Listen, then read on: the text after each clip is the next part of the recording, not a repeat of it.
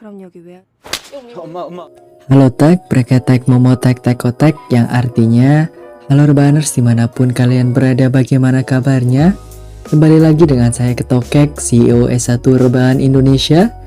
Sebagai seorang pengangguran dan beban keluarga, di video kali ini saya akan merangkum sebuah film yang berjudul Midnight Runner tahun 2017.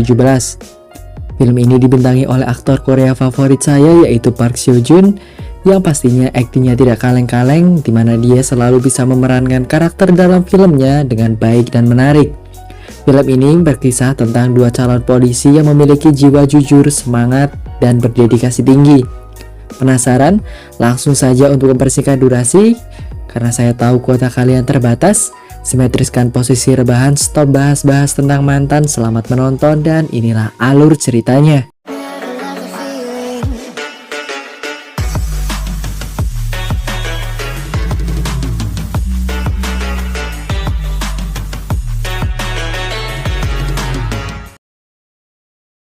Berlatar di negara Korea Selatan, sedang diadakan seleksi untuk masuk Akademi Kepolisian. Mari saya perkenalkan dengan tokoh utama kita yang bernama Park Ki Jun, kita panggil saja Ki Jun, dan ini Kang Hae-yeol, yang panggil saja Hae-yeol. Mereka berdua memiliki karakter dan sifat yang unik dan menarik dibandingkan calon yang lain. Para siswa akademi ini diminta untuk berpamitan dan memberikan hormat kepada orang tua mereka sebelum memulai pendidikan. Mereka selanjutnya akan melakukan potong rambut sebagai awal untuk memulai kegiatan pelatihan di akademi selama 2 minggu ke depan. Hae-yeol mengatai Ki Jun dengan sebutan bodoh saat dia dipotong rambutnya. Sedangkan Hae-yeol dia adalah tipe orang yang steril dan suka kebersihan. Sehingga dia meminta kepada abang-abang ini untuk mensterilkan pisau cukurnya, yang jelas saja pasti ditolak.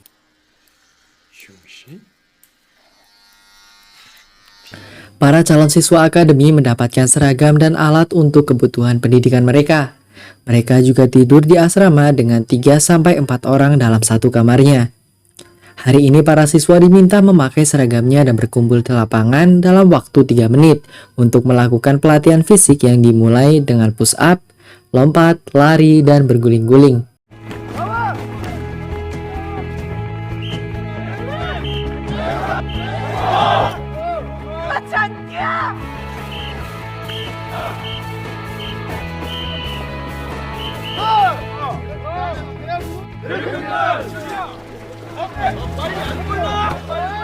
Saat jam makan siang, Ki Jun meminta jatah sosisnya lebih dari 2, namun ditolak oleh koki di sana karena setiap siswa hanya mendapatkan 2 sosis saja, yang padahal dia sudah mengambil nasi dengan porsi kuli. Hae-yeol yang tidak suka makan sosis karena menurutnya sosis bisa menyebabkan penyakit kanker, karena tidak memakannya, jatahnya diambil oleh si Ki Jun. Saat pengukuran pembuatan pakaian, Ki Jun gantian mengatai Hae-yeol dengan sebutan bajingan untuk membalas perbuatannya saat dia potong rambut tadi. Hari itu kegiatan dilanjutkan dengan pemberian materi tentang bela diri, di mana mereka harus bisa menguasai berbagai macam bela diri jika ingin menjadi polisi yang hebat. Beberapa hari berlalu hingga tiba hari penentuan, di mana para siswa diminta lari mengelilingi bukit dalam waktu yang sudah ditentukan. Siapa yang telat akan otomatis gagal dalam seleksi ini dan tidak bisa masuk ke akademi kepolisian. Semua siswa berusaha untuk lolos dalam ujian ini. Namun Hae-yeol tiba-tiba terkilir kakinya saat sedang berlari. Dia mencoba meminta bantuan kepada peserta lain, namun tidak ada yang mau membantunya. Sampai Ki Jun datang dan membantunya karena dijanjikan akan dibelikan sebuah daging panggang oleh Hae-yeol. Akhirnya Hae-yeol dan Ki Jun datang paling terakhir di antara peserta lain karena Ki Jun harus menggendong Hae-yeol.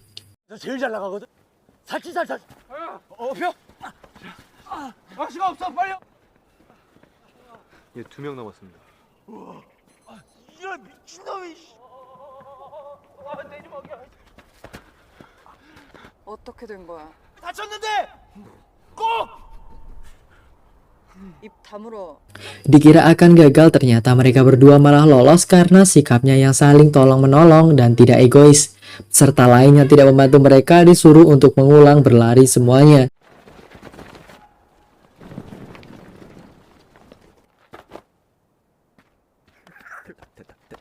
Sejak saat itu, akhirnya mereka berdua menjadi teman dekat dan saling menceritakan alasan masing-masing kenapa mereka masuk ke akademi. Di mana Haeyeol ingin menjadi orang yang berbeda dari teman-teman sekelasnya.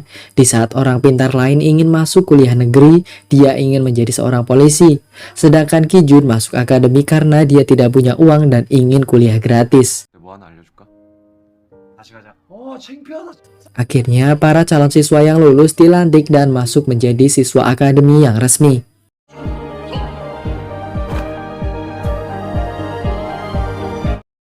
Rutinitas mereka saat ini adalah bangun, mandi, mendengarkan materi, belajar bela diri, dan lain-lain. Di mana guru bela diri mereka sangat kocak dan sepertinya tidak cocok menjadi seorang guru bela diri menurut saya. 흉기를 들고 나를 공격. 손을 X자로 만들. 봤지? 이때 범인은 칼을. 자, 이래도 범인이 제압이 안 됐다. 박수. Saat Kijun dan Haeyeol sedang membahas tentang kemana mereka akan pergi saat Natal nanti, tiba-tiba Jae-ho datang dan memamerkan foto pacarnya kepada mereka berdua yang sudah jelas adalah jomblo. Tidak terima dengan itu, Kijun menginterogasi Jae-ho saat sedang kelas bela diri agar dia memberitahu di mana dia bisa mendapatkan pacar. Karena dicekik oleh Kijun, akhirnya dia memberitahu bahwa dia bertemu dengan pacarnya di sebuah klub bernama Octagon. 무슨 클럽? 말할 거야. 무슨 클럽? 옥타곤이래. 옥타곤 클럽. Kijun dan Haeyeol memutuskan pergi ke klub dengan memakai pakaian Jae-ho dengan syarat Kijun harus mengalah kepada Jae-ho saat kelas seni bela diri. Mereka membuat surat izin keluar akademi dengan alasan kehidupan asmara kepada kepala akademi, yang menurut saya cukup konyol sih ini. 짱이야. 니들 나가서 사고 치고 그러는 거 아니야? Pada akhirnya mereka masuk ke klub dengan mengaku sebagai calon polisi dan mencari wanita idaman mereka dengan cara "Halo dek, kuliah apa kerja?"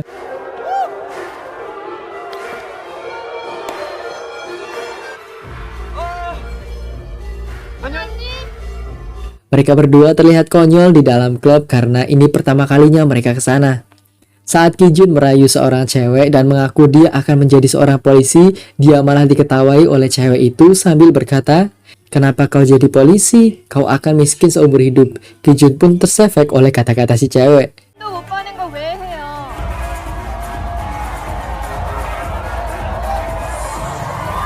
Pada akhirnya mereka berdua tidak mendapatkan wanita seperti harapan mereka. Malam itu mereka memutuskan untuk pergi jalan-jalan saja. Tiba-tiba mereka berpapasan dengan wanita yang sangat cantik sehingga membuat mereka terpana dan mengikutinya. Tak disangka, si wanita itu tiba-tiba dibawa oleh beberapa orang dan dimasukkan ke dalam mobil. Mereka pun lantas mengejarnya namun kehilangan jejak.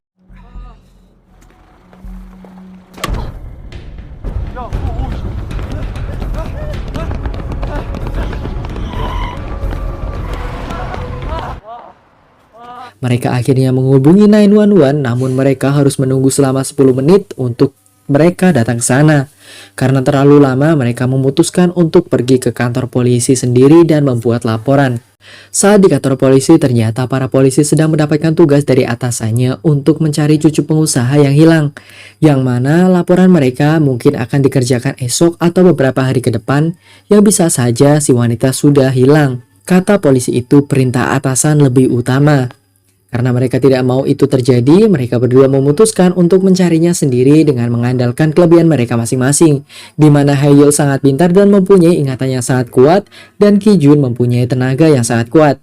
Saat itu mereka akan memanfaatkan apa yang mereka pelajari saat di akademi, yaitu 3 sumber penyelidikan utama. 3 itu adalah kesaksian korban, bukti, dan TKP. Mereka berdua kembali ke tempat kejadian dan menemukan topoki milik si wanita yang jatuh saat diculik.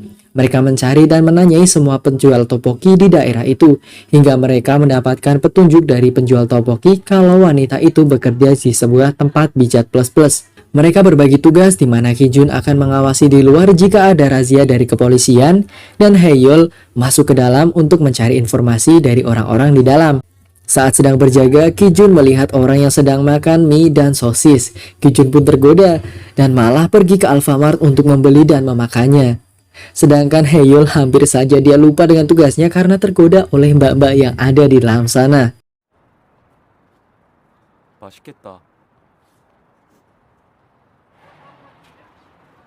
우와, 소세지다.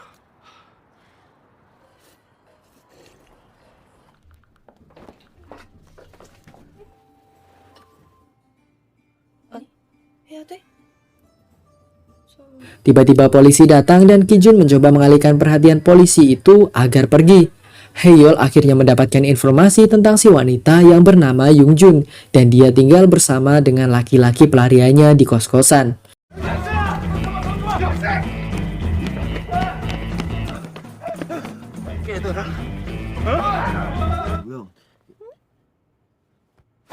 엄마 남자들이 몽둥이로 가격해서 Akhirnya mereka pergi ke alamat Yoongjun walaupun harus dikejar-kejar oleh polisi yang tadi. Di sana mereka bertemu dengan pacar Yoongjun yang mencoba kabur karena ternyata dia sudah menjual Yoongjun kepada mafia bernama Gunho. Si pria akhirnya memberitahu di mana alamat Gunho setelah dihajar oleh Kijun. Haeyeol dan Kijun akhirnya menuju ke alamat itu untuk menyelamatkan Yoongjun. Ternyata di tempat itu para gadis diambil sel telurnya dengan paksa untuk dijual kepada orang-orang kaya yang mandul. Mereka akhirnya bertemu dengan para preman di tempat itu dan terjadilah perkelahian di antara mereka yang sudah pasti dimenangkan oleh Haeyeol dan Kijun.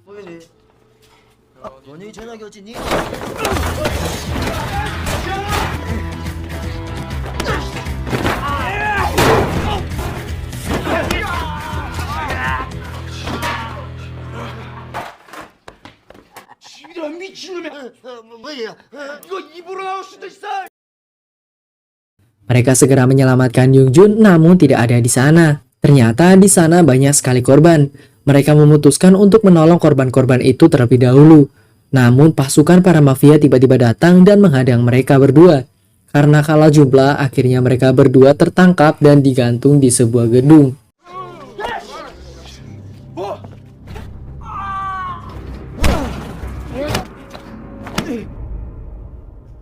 Haeyeol mencoba membangunkan Kijun yang sedang pingsan dan terikat dengan meludahi mukanya. Mereka berdua mencoba kabur dari tempat itu walaupun dengan susah payah karena harus dikejar-kejar oleh pasukan si mafia. Mereka akhirnya berhasil kabur dan pergi ke kantor polisi untuk melaporkan kejadian itu. Namun sangat menyebalkan, polisi ini malah meminta mereka menunjukkan KTP atau identitas mereka sebagai syarat melaporkan kejadian tersebut. Padahal sudah jelas dompet mereka diambil oleh para mafia itu. Terjadi perdebatan antara mereka dengan polisi yang berjaga, di mana Pak Polisi yang berjaga selalu kekeh dengan apa yang diyakininya yang harus sesuai dengan prosedur, sedangkan mereka berdua segera ingin menolong para korban yang ada dalam bahaya. Karena mereka membuat rusuh, akhirnya mereka ditembak dengan pistol listrik hingga pingsan. 너무하잖아. 죄송합니다. Akhirnya mereka dibebaskan oleh Bapak Kepala Akademi yang datang ke sana dan mereka meminta bantuannya untuk menangani kasus ini. Namun saat sampai di gedung tempat para korban itu dikurung, tempatnya sudah kosong.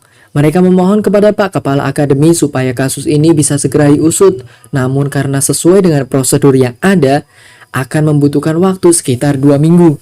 Terjadi lagi perdebatan di antara mereka, di mana Kijun dan Haeyeol ingin menolong para korban itu segera. Tapi Pak Kepala melarangnya di mana itu bukan tugas mereka dan juga mereka belum menjadi seorang polisi.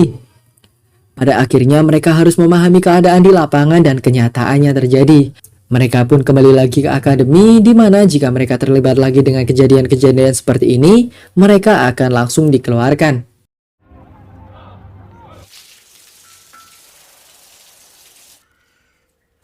Namun karena kepedulian mereka berdua, akhirnya mereka mencari cara lain dengan meminta bantuan kepada mantan guru mereka yang bekerja di bagian CCTV publik untuk mencari informasi tentang mobil yang menculik Yoongjun. Mereka memulai mempersiapkan diri dengan latihan fisik dan juga meminjam alat-alat kepolisian dengan berdalih kalau disuruh oleh Pak Kepala Akademi. Padahal itu bohong. 수갑 2개. 수요일이야? 네, 수요일이요. 손달. 오! 잡을 수 있겠다. 이거면 무조건 받는다. 97. 90. 자, 한번 더. 97. 1. 오!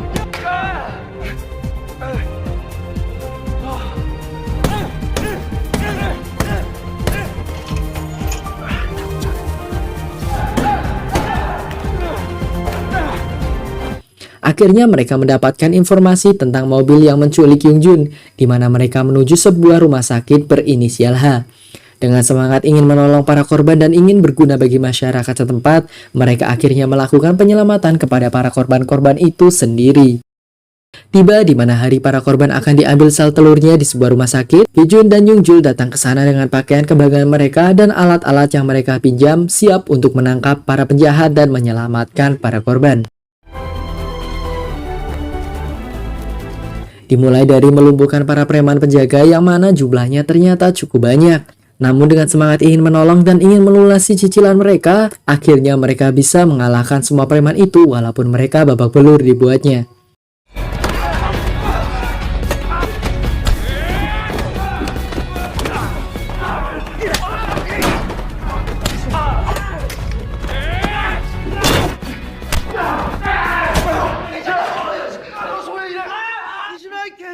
Selanjutnya mereka melakukan final battle dengan bos mereka yang sedang menunggu di lantai atas.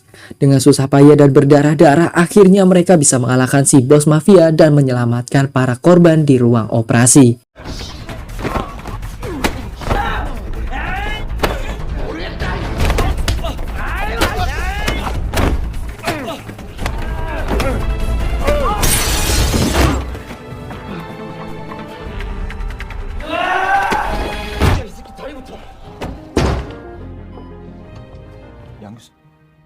Seperti biasa, para polisi datang di saat semuanya sudah selesai. Singkat cerita, setelah semuanya selesai, mereka berdua akhirnya harus diadili di Komisi Disiplin Akademi karena perbuatan yang mereka lakukan. Mereka bisa saja dikeluarkan, namun karena sikap dan perbuatan mereka yang mengutamakan keselamatan orang lain daripada yang lain, akhirnya mereka tetap diizinkan di akademi, namun mereka tetap dihukum, yaitu harus bekerja selama 473 jam. Di akhir film, saat mereka berdua sedang bekerja bakti, tiba-tiba datang seorang wanita yang mana itu adalah Yung-jul, di mana dia meneteskan air matanya dan memeluk mereka berdua karena sudah menyelamatkan nyawanya. Beberapa tahun kemudian, Ki-jun pergi ke planet lain untuk menjadi suami Kapten Marvel dan akan bermain di film The Marvel tahun 2023. Film pun selesai. Saya beri nilai 8/10 untuk film ini. Jujur saya sangat gregetan dengan tindakan para polisi di film ini yang terlalu prosedural dan bertele-tele. Tapi itu kan di film ya, aslinya kan tidak ya. Film ini sangat cocok ditonton kalian yang ingin mencari hiburan karena di dalamnya banyak jokes-jokes komedi yang ringan tapi lucu. Baguslah pokoknya film ini, kalian harus nonton sendiri biar puas. Seperti biasa, pesan yang bisa kita ambil dari film ini adalah menjadi polisi adalah sebuah kehormatan. Tapi menjadi polisi yang berguna lebih terhormat. Itu. Jangan lupa like, komen, dan subscribe video ini untuk mengganti biaya kopi dan kuota ketika saya mengedit video ini. Saya Ketokek beserta seluruh orang-orang yang haus akan keadilan di negeri ini mengucapkan terima kasih dan sampai jumpa di video selanjutnya. Matur nuwun. Seleksi pilot ikan terbang. Bagi teman-teman rebahan yang ingin request film apa yang harus saya rangkum ceritanya, bisa tulis di kolom komentar ya.